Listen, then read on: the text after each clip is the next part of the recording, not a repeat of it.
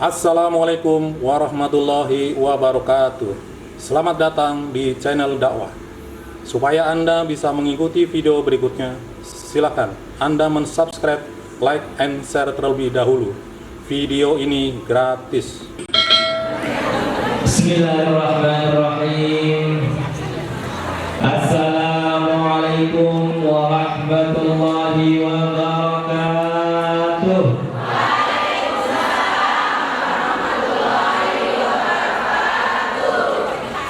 Alhamdulillahi qawiyyu sultanuh, al-walihi burhanuh, al-mabsuti fi wujudihi karamuhu wa ihsanuh. Asyhadu an la ilaha illallah wahdahu la syarika lah, wa asyhadu anna sayyidana Muhammadan abduhu wa rasuluh. Allahumma sholli wa sallim ala sayyidina Muhammad wa ala alihi wa ashabihi wa man tabi'ahum bi ihsanin ila yaumiddin, amma ba'du. Yang saya hormati Ketua DKM Masjid Baitur Rahman, yaitu Ustaz Muhammad As-Sorori, mata'anallah bikul hayati, amin. Yang saya hormati Al-Mukarram Ustaz Ahmad Jazuli, Ketua Forsa Kabupaten Bekasi, mata'anallah bikul hayati, amin. Yang saya hormati pula Al-Mukarramah Ustazah Ajeng, Ketua Forsa An-Nisa Kabupaten Bekasi, mata'anallah bikul hayatiha, amin. Ibu-ibu, bapak-bapak yang hadir di pagi hari ini, yang mudah-mudahan kehadiran kita di pagi hari yang cerah ini menjadi sebab turunnya rahmat Allah Subhanahu wa Ta'ala, amin. Dan menjadi salah satu amal kebaikan yang nanti kelak bisa mengantarkan kita masuk ke dalam surganya Allah Subhanahu wa Ta'ala, amin amin ya rabbal alamin. Ramai banget nih ya, alhamdulillah. Kayaknya semangat banget. Kalau rame semangat jadinya resep, Bu. Tuh. Ya. Bersyukur kepada Allah Subhanahu wa Ta'ala. Alhamdulillah di pagi hari yang cerah ini kita masih diberikan kenikmatan yang tiada hentinya, kenikmatan yang luar biasa, kenikmatan yang begitu banyak. Bahkan kalau mau dihitung rasanya mustahil. Bangun tidur bisa melek lagi, udah dapat nih nikmat, matanya masih bisa melihat, itu juga masih nih nikmat, kupingnya bisa dengar, mulutnya masih bisa ngomong, tangannya masih bisa gerak, semuanya itu nikmat. Tapi kadang kita suka enggak ngehin kalau itu nikmat. Sekarang kalau ibu tidur malam-malam, pagi-pagi pas bangun tiba-tiba mau melek, nggak bisa melek, tapi nggak kelihatan apa-apa. Kira-kira bagaimana? Berobatnya berapa? Habisnya berapa kira-kira? Habis banyak. Berarti apa? Nikmat yang setiap hari kita terima itu luar biasa banyaknya. Maka apa? Patut kita sebagai seorang muslimah mengucapkan alhamdulillah. Dapat nikmat mengucapnya alhamdulillah. Bu, lebih baik, Bu. Alhamdulillah. Iya. Resep banget saya tidak tadi. Iya. Nah, bukan cuma nikmat kesehatan badan kita saja, tapi Allah masih berikan kenikmatan yang luar biasa pentingnya, yaitu nikmat Islam, nikmat iman. Kemudian juga apa? Nikmat ketika kita bisa berangkat ke sini ini tiada lain, tiada bukan karena kita dipilih oleh Allah, diberikan hidayah oleh Allah. Maka hidayah yang hari ini kita terima, hidayah yang ada dalam diri kita, itu nilainya tidak terhingga luar biasa. Sekarang kalau ngomongin hidayah itu yang punya wewenang buat memberikan itu cuman Gusti Allah. Bahkan Nabi itu utusan Allah, kekasih Allah. Nabi Nuh punya anak. Siapa namanya bu anaknya bu? Kan'an. Kalau yang namanya orang tua punya anak, kira-kira kalau dia dapat tugas suruh ngajak ke surga, kira-kira yang duluan diajak pasti keluarganya. Tapi Kan'an putranya Nabi Nuh justru apa? Durhaka. Diajak sama orang tuanya gak mau. Bahkan istrinya pun juga durhaka, enggak mau. Karena apa? Karena Nabi Nuh tidak bisa memberikan hidayah. Tugasnya ngajak, selebihnya itu urusannya Allah. Ibu berangkat ke sini itu bukan suatu hal yang kebetulan. Sudah ditakdirkan dan sudah dicatat bahwasanya hari ini ibu berangkat dengan cerita yang seperti apapun, entah di rumahnya drama dulu, entah mungkin kunci motornya di rumah hilang, atau gimana ceritanya, pokoknya nyampe ke sini itu karena ada tekad, ada hidayah berangkat ke masjid. Maka apa? Tadi istrinya Nabi Nuh apa? Istrinya Nabi Nuh kira-kira siapa namanya bu? Siapa istri Nabi Nuh bu? Istrinya Nabi Nuh siapa? Bunuh. Nah sini kan ada Pak Joko, Bu Joko ya. Kalau sini ada Nabi Nuh punya istri, berarti namanya Bunuh gitu. Punya nama. Ya. Ada yang mengatakan namanya itu Walihah, istrinya Nabi. Tapi apa ini keluarga Nabi? Harusnya Nabi ngajak duluan keluarganya. Tapi nyatanya emang nggak bisa ngasih hidayah, ngajak mah udah. Ya, selain itu siapa? Bahkan manusia yang paling mulia, ya, yang belum lama kita peringati hari lahirnya, yaitu Nabi Muhammad SAW pun tidak bisa memberikan hidayah kepada orang yang beliau cintai. Ini Nabi orang yang paling mulia, manusia kekasih Allah yang paling sempurna, itu gak bisa ngasih hidayah siapa? Ke orang yang beliau cintai. Jadi pernah Rasulullah itu sedih bu, punya paman namanya Abu Thalib.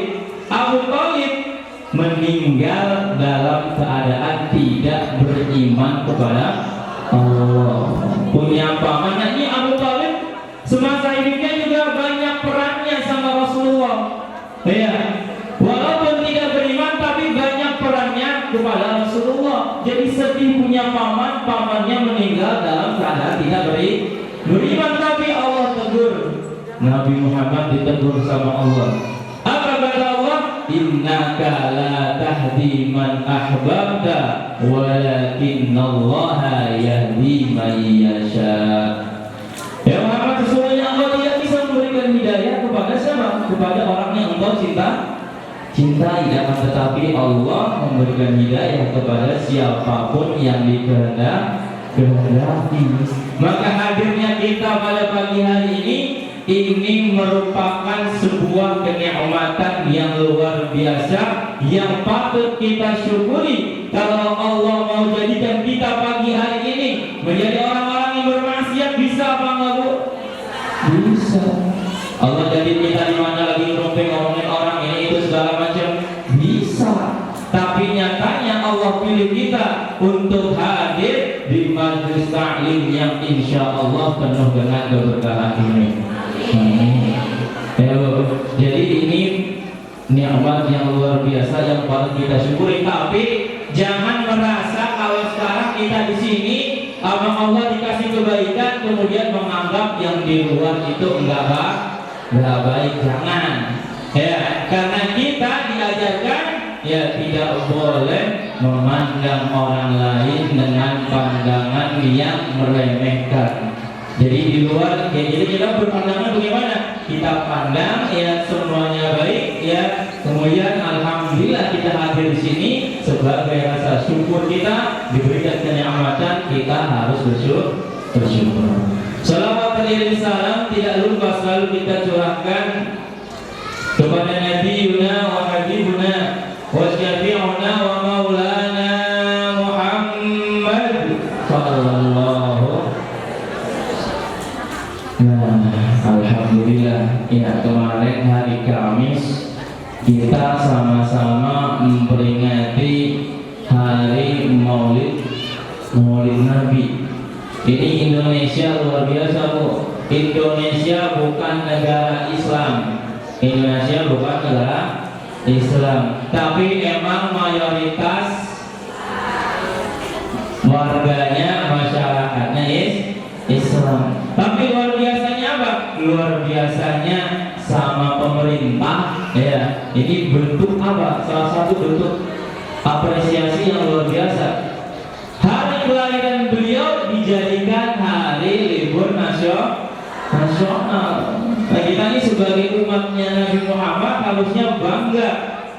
Ya, Maulid Nabi jadi momentum buat kita untuk semakin kenal lagi sama Nabi, untuk semakin taat lagi sama ajaran-ajarannya Nabi.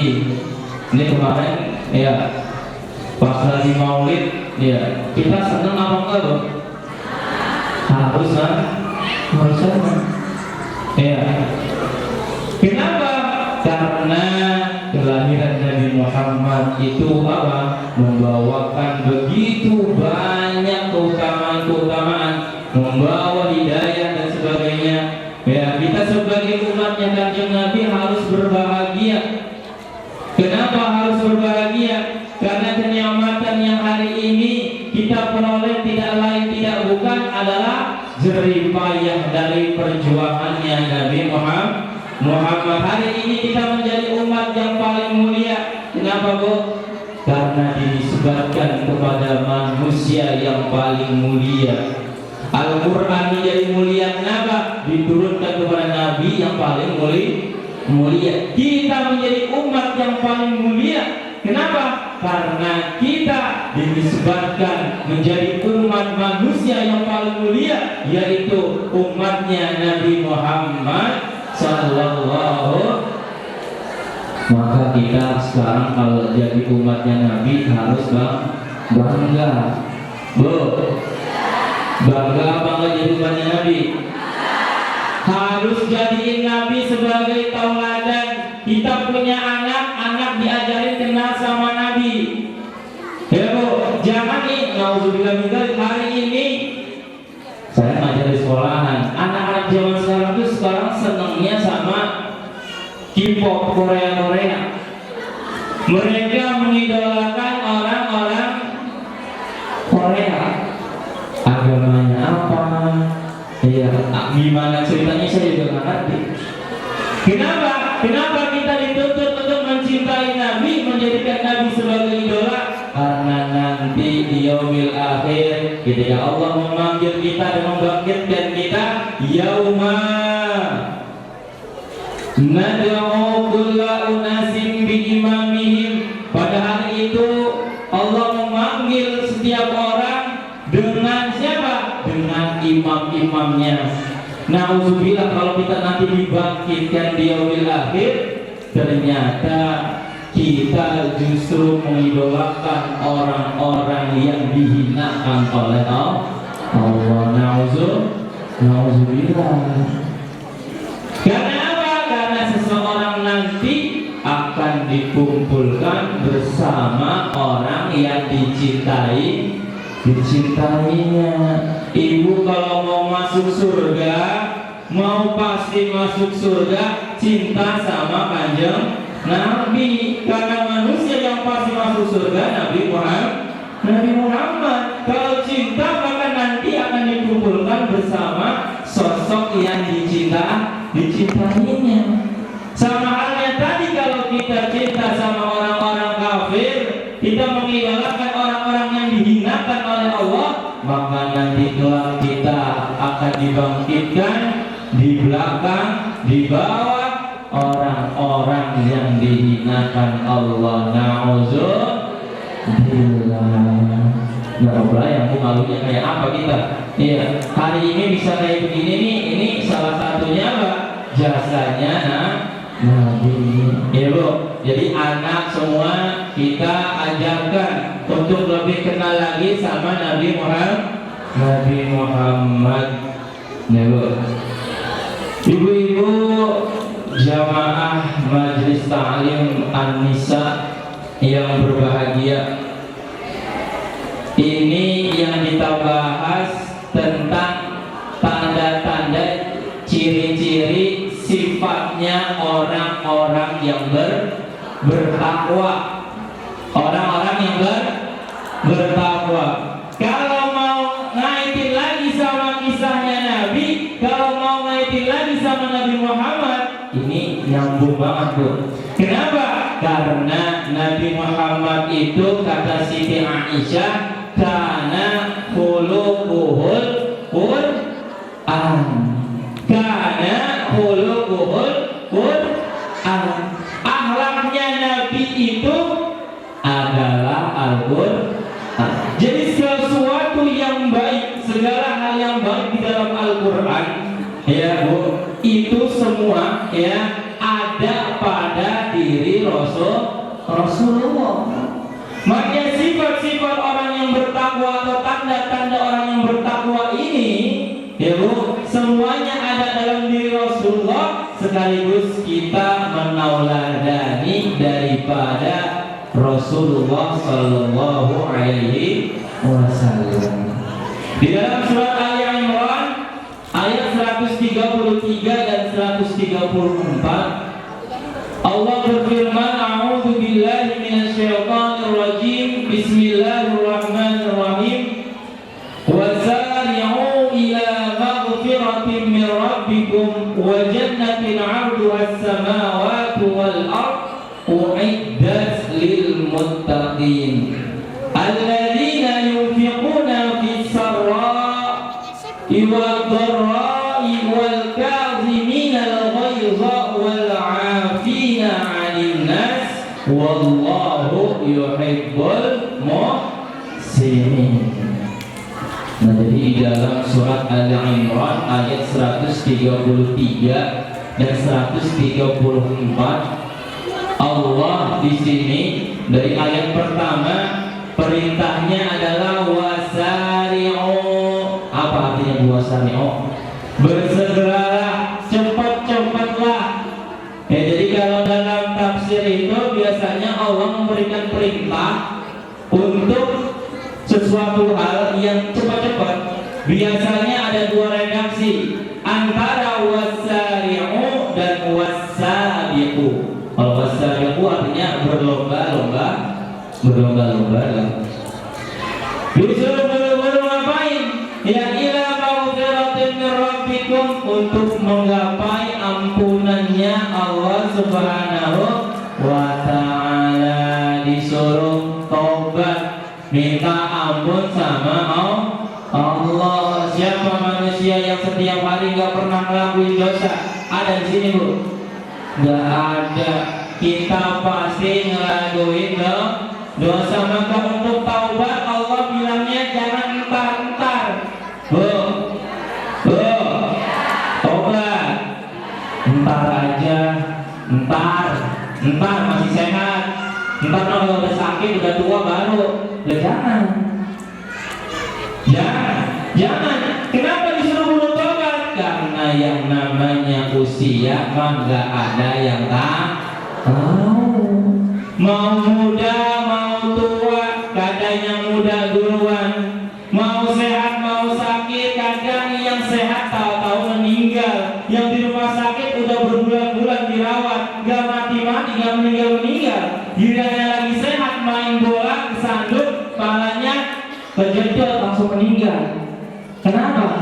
Ternyata apa? Ternyata yang namanya mati nggak harus nunggu sakit, nggak nunggu harus tua.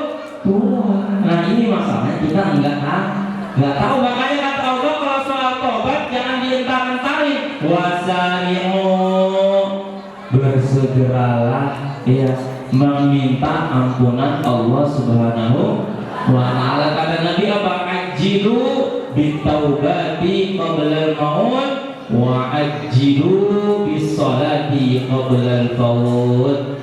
Percepatlah yang namanya tadi taubat itu sebelum datangnya kematian. Ya, kemudian percepatlah salat, nanti khawatir apa? Sebelum datang waktunya habis.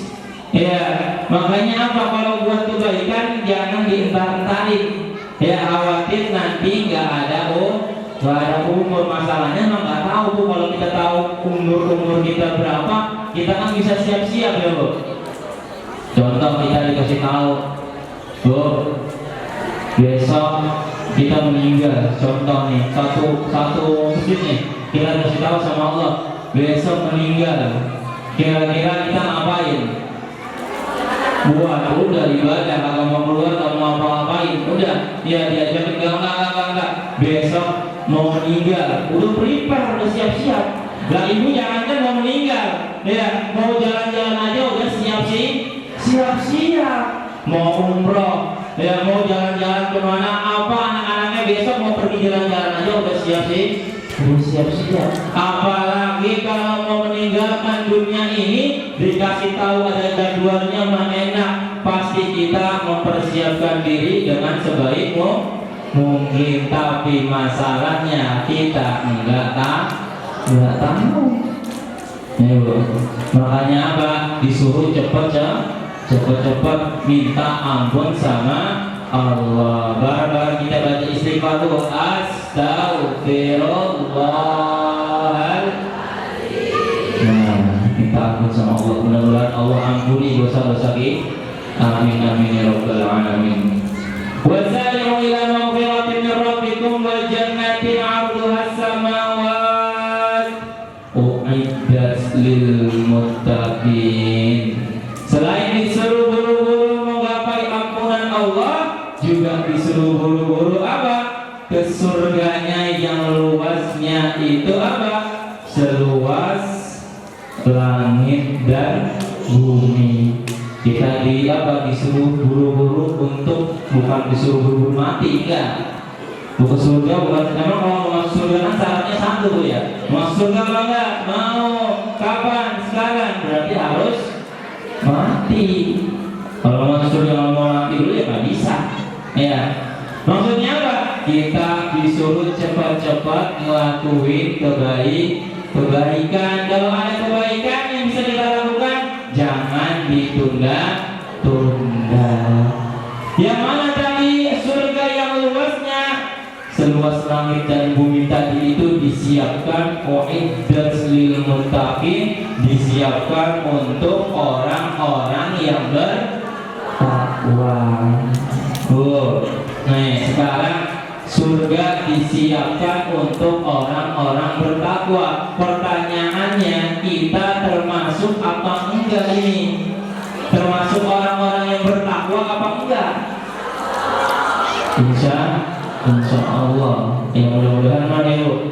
Nah, tapi di ayat setelahnya nanti ada sifat-sifat karakter ya, atau bisa dibilang ciri-ciri orang-orang yang bertakwa.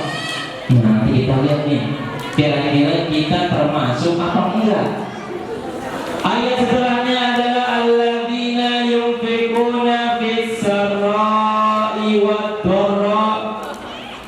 Orang yang menginfakkan hartanya dalam keadaan lapang dan sempit. Nah, ini pertanyaannya, kita udah istiqomah belum sama yang namanya infak? Sedekah ini kita istiqomah apa enggak? Kebanyakan kalau orang sedekah dalam keadaan dia lapang, itu dia biasa.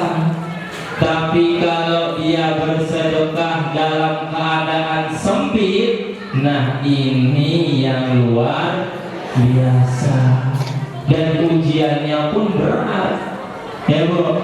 Maka jadi ibu jangan merasa berkecil hati, ya elah Pak, duit aja orang gablek, boro-boro pengen sedekah, tenang Bu. Ya, yang namanya sedekah mah sesuai dengan kemampuan. Ibu gak bisa ngasih duit, ibu punya apa? Ya, sedekah gak harus pakai duit, pakai tenaga bisa. Ibu punya air ngasih ke orang minum udah bagian daripada sedekah. Jadi gak harus yang nilainya mahal. Dan adilnya Gusti Allah itu apa? Enggak mengharuskan seseorang itu jadi harus begini, enggak begitu, jadi gini. Jadi Allah itu maha adil yang luar biasa. Jadi orang kalau dia mau sedekah, nih mungkin di antara ibu-ibu ada yang mikir begini, lah Pak Ustaz, dia mah enak. Ngapa? Dia mau sedekah memang hartanya banyak, dia memang kaya, mau ngeluarin duit juga kan? Gampang. Lah saya gimana Pak Ustaz? Duit ge ada paling buat apa? Ini anak udah minta pengen jajan pada duitnya, gitu kan? Nah, Allah itu maha adil. Allah itu menghitung sesuai dengan kemampuan, maka yang dihitung adalah persenannya. Nih jadi kalau contoh ibu punya duit kekayaan, dan contohnya kita hitungnya biar gampang aja. Ibu punya duit 1 juta, ada orang punya duit 10 juta. Ibu yang punya duit 1 juta ini sedekah 100.000. 100.000 itu kalau dari 1 juta berapa persen Bu? Berapa Bu? 10%. Ya Bu. Nah, ini ada orang yang punya duit 10 juta, sedekah juga duit gedeannya sama 100.000. Pertanyaannya, kalau 100.000 dari yang 10 juta itu berapa persen Bu? Berapa? 1%. Ya.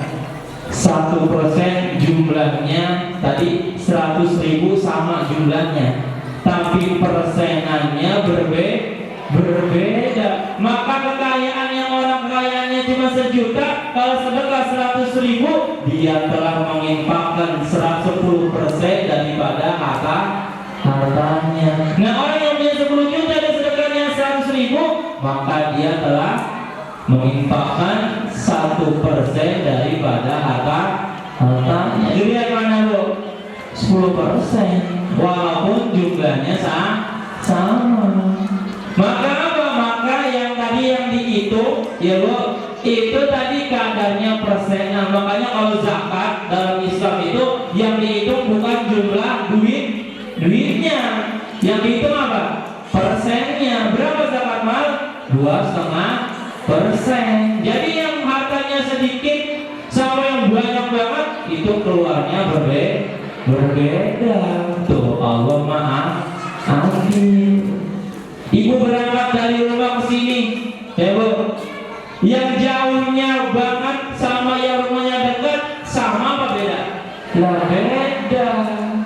Yang rumahnya jauh drama dulu, pengen naik motor nggak ada bensinnya, duit gak punya, nyari muter-muter kantong, nyari dompet lakinya ada apa enggak?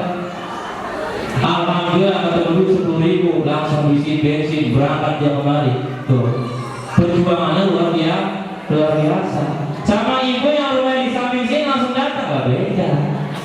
Ya, tapi jangan nanti gak mau nyari rumah dengan sama masjid, gara-gara biar banyak pahalanya, jangan. Ya Bu.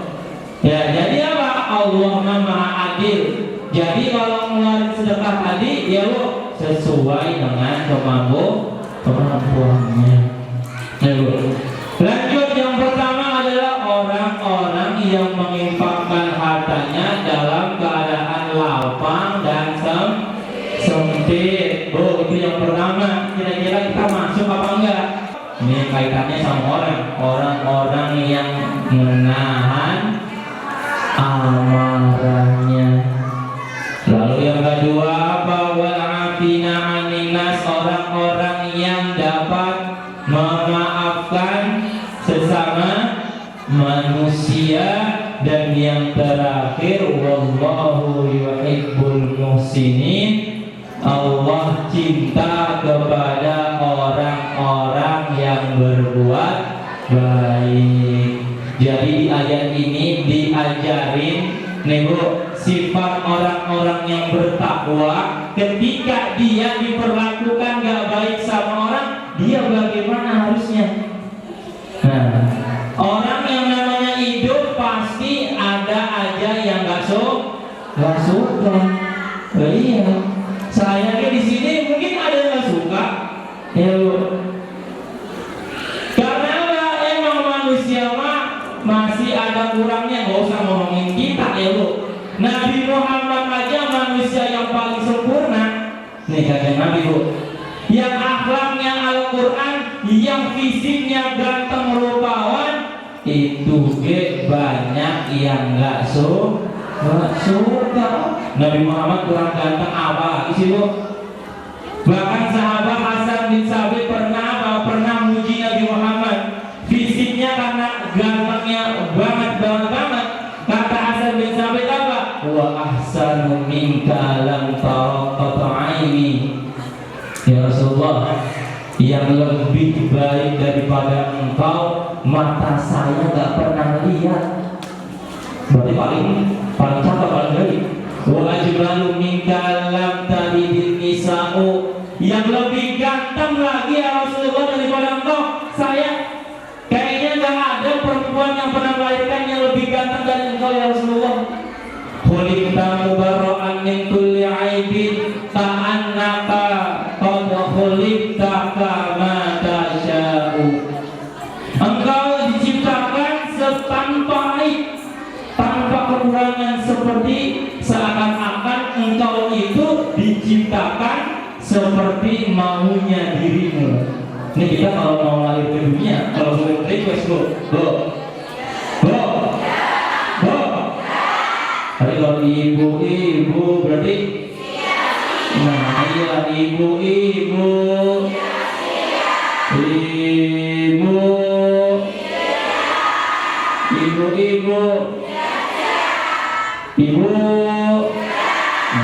nah berarti masih fokus ini ya. Nabi Muhammad ini jadi kayak ngajar bocah kayak gitu kayaknya dulunya ya. Kalau kalian ngomong lagi sama sebelahnya. Nah, tadi apa saya ngomong? Nabi Muhammad kita kalau disuruh milih lahir ke dunia pasti pengennya request.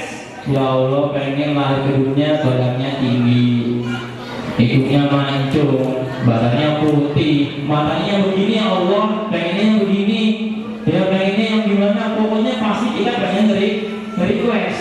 Tapi kita lahir kan gak bisa request. Orang gak bisa milih bapak. Ya, lahir ke dunia jangan-jangan ya. Kalau anak zaman sekarang saya pernah dengar tuh, pas lahir ke dunia gitu, waktu bro, kan nangis kan dan bapaknya, dan bukan Raffi Ahmad, ya awam. Ya. Jadi karena ceritanya karena Raffi Ahmad dunia banyak banget gitu, ya kan ya. Pas lahir ke dunia, pas melihat bapaknya ya, bukan Raffi Ahmad yang ngajarin, dan malas ya. Jadi kalau Nabi Muhammad apa? Seakan-akan fisiknya ini kayak beliau yang minta. Jadi apa? Sempurna. Itu juga Nabi banyak yang gak suka. Ya apalagi modelan kayak kita. Maka ketika ada orang yang berbuat jahat kepada kita, Bu, yang pertama kata Nabi wal kazimin al ghaiza, dan orang-orang yang dapat menahan amarahnya. Ibu dikatain besar apa ini itu segala macam. Maka yang pertama tahan Bu, jangan emosi Bu, ini izinkan ya. Dari tadi ngomong haus maaf.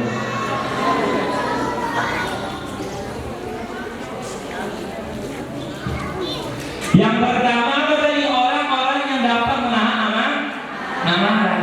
Kalau kita ada yang jelekin, ada yang nyakitin, maka kata Al-Quran, ciri orang yang bertakwa itu yang pertama, kalau diperlakukan sama orang gak baik, dia bisa nahan emosi. Gak usah jauh-jauh loh, gak usah maafin, gak usah berbuat baik, tapi yang pertama nahan dulu, pokoknya jangan sampai marah. Dikatain ini mau marah, istighfar duduk, kata Nabi duduk, ya jangan berdiri kan, kalian berdiri malah tawuran, ya berantem tuh, tahan amarah. Yang pertama tandanya apa? Tahan amarah. Ya, bahkan dalam beberapa kesempatan Rasulullah pernah ada sahabat yang memang pada waktu itu keadaannya mengharuskan Rasulullah menyampaikan itu kepada sahabat tersebut, nanya kepada Rasulullah, ya Rasulullah, usini, ya Rasulullah, nasihatin saya. Kata Rasulullah, Pak, la taghdab wa la jannah. Jangan marah. Nanti apa? Bagimu surga. Kenapa? Karena banyak orang yang celaka hidupnya karena nggak bisa nahan amarah. Maka kata pepatah Arab disebutkan apa? Bodoh itu marah, awaluhu jununun wa akhiruhu nadamun. Awalnya dia gila, hilang akal sehatnya. Setelah dia melakukan sesuatu hal, dia baru menyesal. Ada orang yang ketika dikatain gak terima langsung ngambil parang bu, nyakitin orang, yang disakitin gak terima, bahkan mungkin auzubillah sampai meninggal. Kira-kira setelah itu gimana? Selesai itu? Lah kagak, polisi datang, ditangkap, masuk penjara, anak istrinya ditinggal. Gimana begitu? Nyesel apa enggak? Nyesel. Ibu-ibu juga sama, kan banyak banget kasus-kasus di media sosial. Dia rame marahin orang, ya segala macam, pokoknya marah-marah, emosi karena nggak bisa nahan. Setelah itu apa? Setelah itu dicari, itu belum lama itu ada perempuan istrinya polisi marah-marah, ya kemudian viral. Setelah itu apa? Setelah itu jabatan suaminya dicopot. Nah ini udah tahu ibu. Kenapa? Karena nggak bisa nahan emosi. Akhirnya apa? Akhirnya menangis di video klarifikasi, minta maaf, saya minta maaf, ini segala macam. Akhirnya nyesel. Makanya kalau mau ada yang jahat, bu, tahan amarah itu yang pertama. Yang kedua apa? Wal afina 'anil nas. Yang kedua adalah apa? Memaafkan sesama manusia. Nah itu saya lupa nih, biar ibu-ibu tadi hafal. Balik lagi yang pertama, ya tadi ada hadis la taqdo balakal jannah. Bocah SD biasanya pada hafal bu, ya. Nah ibu jangan sampai kalah sama anak SD. Ini saya pengen ngajakin hafal bareng-bareng, biar pulang-pulang hafal hadis. Kemudian nanti di rumah kalau ada yang marah-marah, ibu langsung keluar dalil. La taqdo balakal jannah, kan takut tuh, ya. Pulang dari sini jadi ustazah. Nah kalau di SD, bocah SD biasanya lagi gini, la taqdo walakal jannah, la taqdo walakal jannah. Jangan marah bagimu surga, jangan marah bagimu surga. Nah misalkan ya, iya udah ngobrol, ya kan? Sekarang kita bareng-bareng, 1, 2, 3. La taqdo walakal jannah, la taqdo walakal jannah. Jangan marah bagimu surga, jangan marah bagimu surga. Nah, cakep banget. Dan pulang dari sini langsung nanti kalau ada yang marah-marah, suami mau marah, langsung Rasulullah SAW bersabda, la taqdo walakal jannah. Langsung diceramain suaminya pulang ke rumah, ya.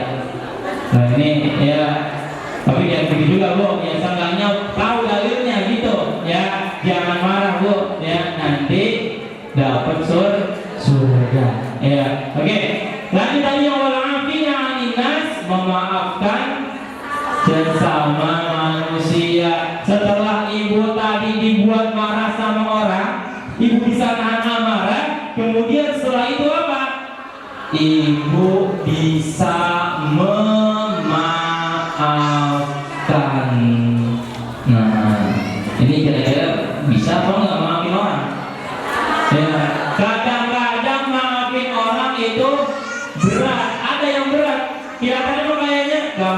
gitu. Ya, kira-kira beratan maafin apa minta maaf tuh? Hah? Berat minta maaf maafin? Ada yang bilang maafin, ada yang bilang minta maaf. Maka tergantung konteksnya berarti. Ya, tapi yang paling berat kayaknya selain maafin juga minta maaf juga berat. Kalau mau minta maaf sama orang, ngapain? Gengsi ya. Biasanya begitu kalau lagi marahan disuruh minta maaf dulu, gengsi lah. Oh enggak, ngapain? Lah dia duluan yang mulai ini. Wah panjang. Dianterin buat apa nih? Lu saya anterin. Dah, nggak usah salah. Apaan sih cuma kayak gitu doang, gitu kan? Makanya saya yang di sana mau minta maaf, ternyata apa? Mau saya mau makanya itu kan saya nyampe sana bukannya minta maaf malah berantem ada nggak kayak gitu? Nggak ada. Ya Bu, maka pertanyaannya saya tanya, kalau kita punya masalah sama orang itu enak apa enggak Bu? Enak apa enggak? Enggak enak. Ya ruwet pusing kalau punya masalah sama orang. Dunia rasanya sempit. Mau ngasih salim ibu punya musuh nih yang mau ngasih salim sebelah mana nih? Ya kita ketemu ya ada dia lagi. Mau ke tukang sayur ke depan berangkat datang mobil saya bang ya ada dia. Dunia rasanya sempit ya Bu. Mau kemana nih kayaknya padahal udah jauh-jauh mungkin kadang-kadang udah pengen jalan-jalan kemana gitu. Nggak tahu kenapa pas di tempat jalan-jalan yang jauh ternyata ketemu gimana kalau ketemu sama orang gitu kan salting ya. Tuh ya jadi apalagi pas nih Bu kedapetannya nih ya pas banget ibu punya urusan yang urusannya harus sama orang itu. Contoh ibu berantem sama RT ini urusan nih ya Bu, anak mau beli KTP kan harus ke RT ya.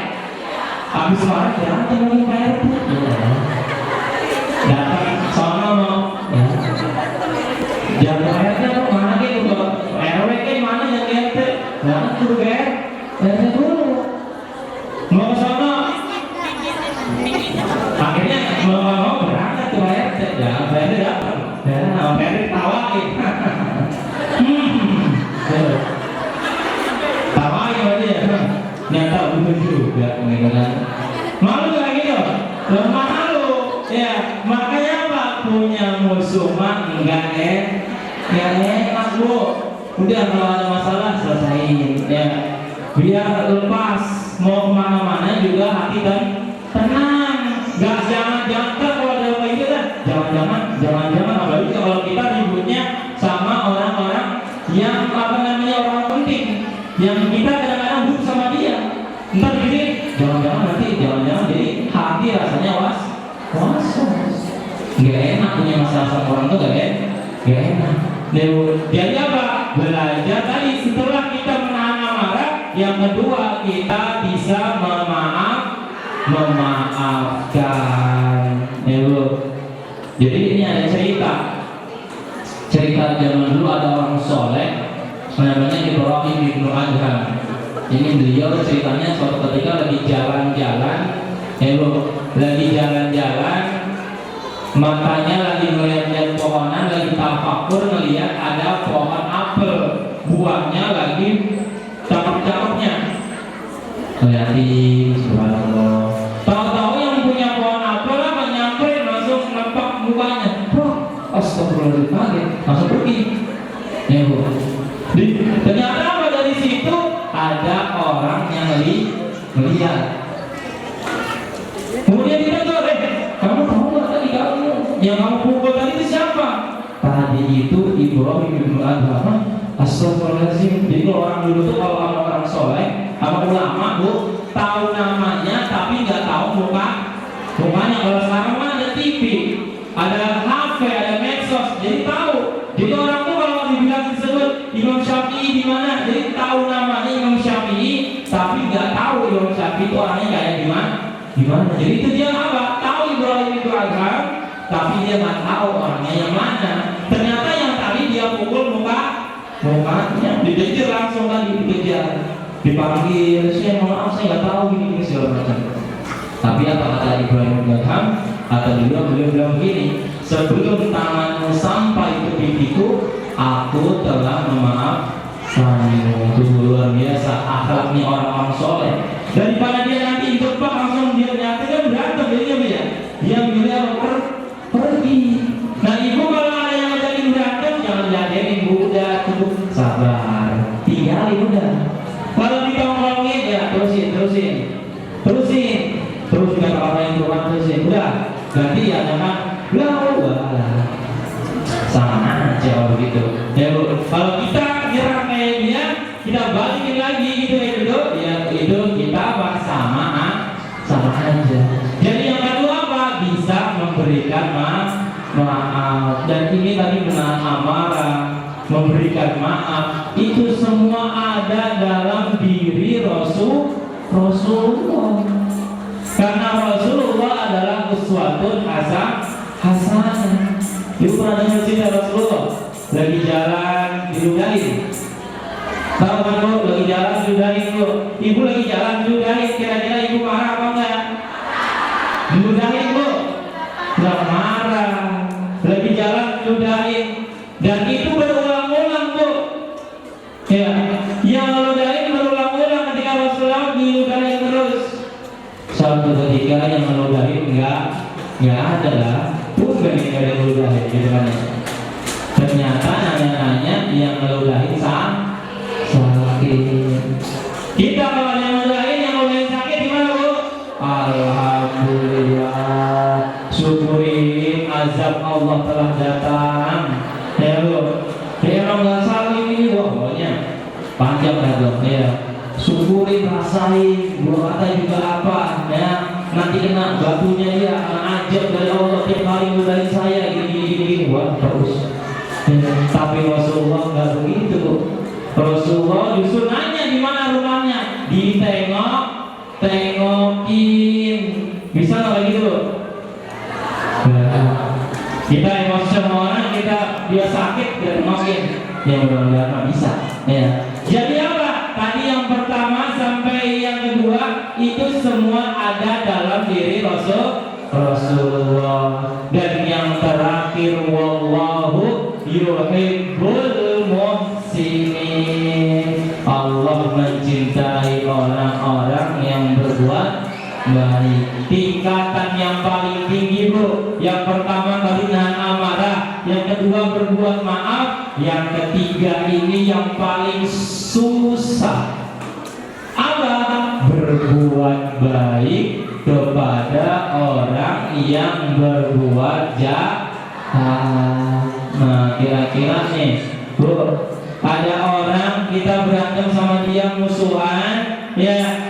Dalam Quran dibilangin ciri-ciri orang yang bertakwa apa? Salah satunya berbuat baik kepada orang yang berbuat jahat. Kira-kira bisa apa enggak bu? Insya Allah, walaupun kayaknya hampir mustahil ya bu. Karena emang beratnya luar biasa. Kita harus turunin ego kita. Jangankan berbuat baik langsung, kita ditolong sama orangnya. Pak tolong pak, ini saya ada paket buat bapak ini, tetangga ibu ternyata gitu. Tolong kan disampaikannya, enggak bang, langsung aja ke rumahnya nih. Nggak bisa kita, kenapa? Karena masih emosi, masih belum bisa memaafkan. Ya, dan ini pertanyaannya kita bisa apa enggak? Rasanya memang sulit, ya. Tapi memang lu, kalau kata guru saya, ya bu, ketika kita berbuat baik itu, ya kita nih diri kita, ya bu, jangan mau didikte sama orang lain. Allah nyuruh kita berbuat baik. Ketika ada orang berbuat jahat, kita jangan jahat, tapi tetap berbuat baik. Kalau kita berbuat jahat juga berarti kita ngedikte sama sifat dia. Jadi tugas kita berbuat baik. Mau orang jahat mau orang apa, tugas kita berbuat baik. Jadi jangan mau didikte sama keadaan. Ibu tetap fokus jadi orang baik. Jadi yang ketiga ini yang paling berat adalah tadi berbuat berbuat baik kepada orang yang berbuat jahat. Nih lagi karena kita momennya maulid, kita ngambil uswah, kita ngambil kedua, ngambil contoh suri tauladan langsung dari Rasulullah. Jadi gini Bu, dulu ada sahabat Nabi, ya. Jadi sahabat ini gimana ya? Jadi dia tinggal bareng masanya para Nabi, tapi apa? Dia ini gembong orang-orang munafik, gembong munafik. Namanya Abdullah bin Ubay bin Salul. Siapa namanya Bu? Abdullah bin Ubay bin Salul. Ini apa? Dia bikin berita bohong, bikin fitnah, bikin berita hoax. Kalau zaman sekarang nih ada yang nyebar berita hoax, ibu jangan langsung nge-share lagi, langsung jangan main teruskan Bu. Cek dulu, tabelin dulu. Ya, lihat dulu ini berita kira-kira benar atau bohong. Ya Bu. Apa tadi saya lupa? Belum benar. Dia bikin apa? Dia bikin fitnah. Mau fitnah siapa? Mau fitnah Siti Aisyah. Mau fitnah Siti Aisyah dengan salah satu sahabat yang bernama Sofwan bin Mu'attal As-Sulami. Siapa namanya Bu? Sofwan bin Mu'attal As-Sulami. Jadi apa? Siti Aisyah ini apa diberitakan sama tadi Abdullah bin Ubay bin Salul, dibilangin apa? Kalau dia bakalan berselingkuh. Karena pada prosesnya waktu itu apa? Beliau sedang berdua, jadi Abdullah bin Sufyan tadi Sofwan bin Mu'attal As-Sulami ini ketika itu apa? Bertemu dengan Siti Aisyah ketika itu sendirian, dan ketika itu Siti Aisyah naik di atas onta, Sofwan ini ngebawain ontaknya. Ini sama-sama orang soleh sama orang yang solehah, jadi benar-benar terjaga sebenarnya. Cuma ada orang yang tadi gak senang sama Rasul, bikin cerita, ngebawain berita bohong, ya Bu, memfitnah kalau Siti Aisyah berselingkuh. Jadi rumah tangga Rasulullah pada waktu itu sempat hampir apa? Sempat hampir berpisah, ya, hampir berantakan gara-gara apa? Gara-gara fitnah tersebut. Tapi Allah datangkan apa? Wahyu yang menjadi apa? Yang menjadi hujah, yang memutuskan fitnah tersebut. Jadi kalau Siti Aisyah pada waktu itu ada yang fitnah, yang langsung klarifikasi siapa? Allah. Ya. Innal ladzina ja'u bil ifki usbatun minkum. Bahwasanya orang-orang yang membawa berita bohong itu adalah daripada golonganmu ya Muhammad. Jadi disebutkan bahwasanya apa? Berita tersebut bohong. Jadi Abdullah bin Ubay bin Salul ini apa? Memfitnah Nabi Muhammad, keluarganya Nabi. Siapa? Siti Aisyah. Tapi setelah itu apa? Terpatahkan fitnahnya dengan firman Allah. Lambat laun, ya kehidupan berjalan, ternyata Abdullah bin Ubay bin Salul ini meninggal dunia. Ketika meninggal dunia, anaknya datang ke Rasulullah, ya Rasulullah, ya Rasulullah, maafkan kesalahan ayah saya. Ayah saya memang orang jahat, segala macam gini, semuanya disebutkan. Ya, tapi saya Rasulullah mohon maafkan kesalahan ayah saya. Akhirnya kata Rasulullah gak pikir panjang, langsung memaafkan. Ya Rasulullah, lagi Rasulullah. Iya, ada apa? Boleh nggak ya Rasulullah, kalau jubahmu itu aku minta ya Rasulullah untuk mengkafani jenazah ayahku, supaya nanti malaikat sungkan ya Rasulullah kalau mau memukul ayahku, gitu. Jadi minta jubahnya Rasul supaya malaikat sungkan. Ini lagi-lagi Rasulullah tuh yang memang akhlaknya luar biasa. Apa? Rasulullah pulang, jubahnya dikasih ke anaknya. Tuh, jubahnya dikasih. Padahal dulu keluarganya difitnah. Saya hampir mau bisa gara-gara fitnah tersebut, tapi tetap berbuat baik. Sampai yang terakhir ternyata anaknya masih minta permintaan, ya Rasulullah, tolong ya Rasulullah, ya doakan ayah saya. Maksudnya disuruh sholatin, ya, minta ampun kepada Allah untuk mengampuni dosa-dosa ayah saya. Ketika Rasulullah ingin mendoakan, ternyata malaikat Jibril datang, kemudian apa? Menahan Rasulullah. Kata malaikat Jibril, engkau minta ampun atau enggak minta ampun pun, Allah tidak akan mengampuni dosa-dosanya Muhammad.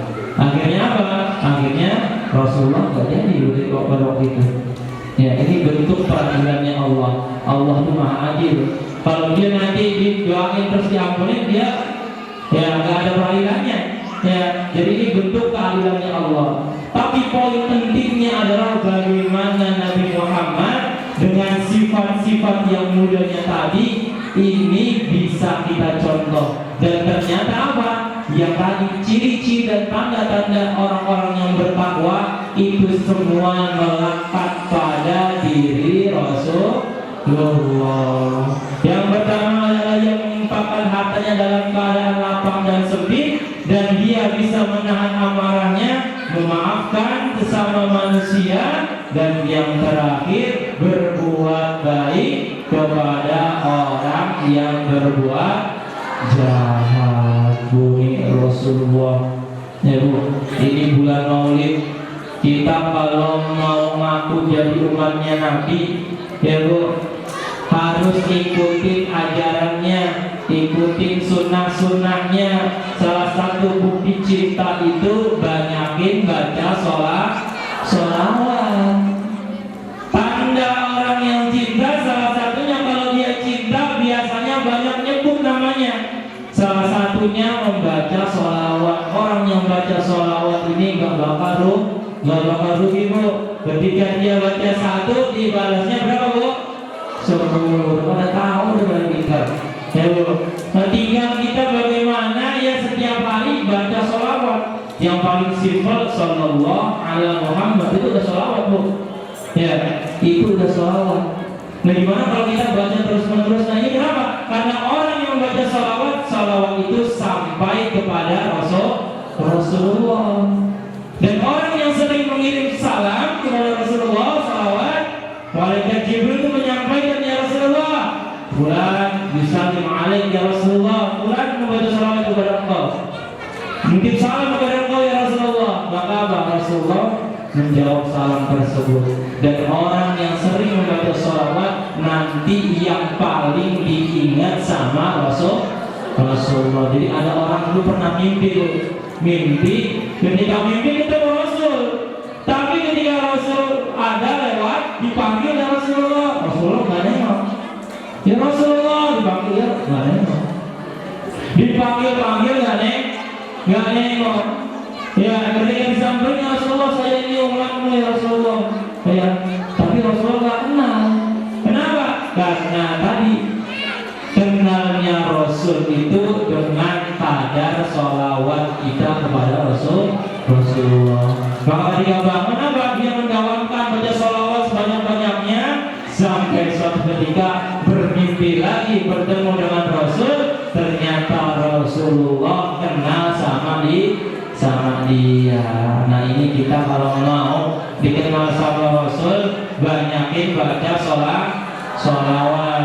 Khususnya nih sekarang ini bulan Maulid Bu, ya Bu, lebih kenal lagi sama Rasul. Ya, ajarin anak-anak kita supaya lebih kenal dengan Rasulullah, cinta dengan Rasulullah, dan menjadikan Rasulullah sebagai idola kita. Ya Bu,